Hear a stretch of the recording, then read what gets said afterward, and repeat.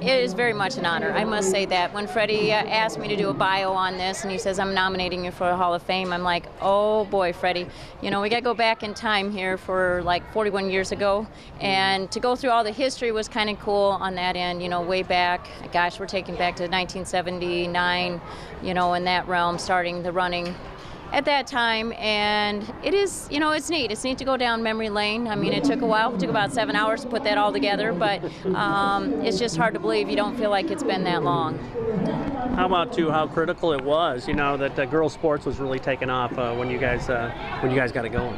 Yeah, that is correct. Actually, I think 1979 was when we started the first girls' cross-country team where we had enough to actually have a team in that realm. I think the year before that they had a couple on the boys' team, actually. So, it's kind of neat to see what it's developed into with science and how far, training purposes, how we trained and how we train currently, and back then was totally different realm. I don't think, actually, we had running shoes. We had Converse high tops at that time. So, technology has taken us pretty far.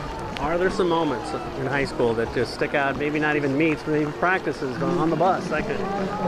Yes, there's been some practices, I guess, with Jeff Quick. I'd like to say I would have chose to forget. I mean, he was always our quarter man. I think there's times we were doing 24, 25 quarters my senior year, and with not much recovery, but, he pushed us, and I think, too, that makes us a better runner in that, sense back then, and we didn't know what we were doing at that point, as far as you just run fast to get faster.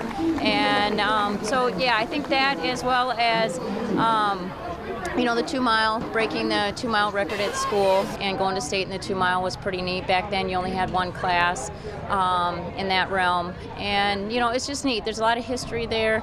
And with cross country being the initial start of that and only having one class there was a little more difficult to get to state. So I missed it, I think, a couple years by just one person, and which is hard. But, yeah, it's a lot different now than it was back then, I should say. Well, you and Brian Glass especially, I think, have proven that it can go beyond, that you really thrived in your adult running life, too. I mean, what's your message in that regard to folks who say, you know what, we can lock in, this can be a lifetime thing, too?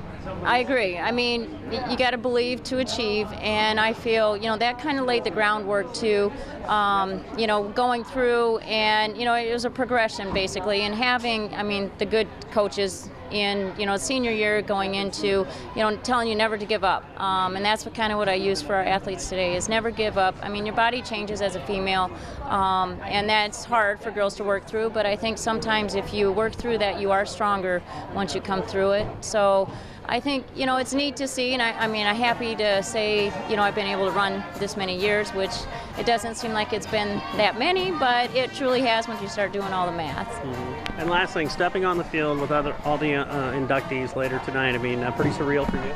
Yes, very humbling. Yes, there's a lot of history that'll walk out there, and it's neat to be part of this. I'm thrilled, I'm excited, and very humbled, I must say that.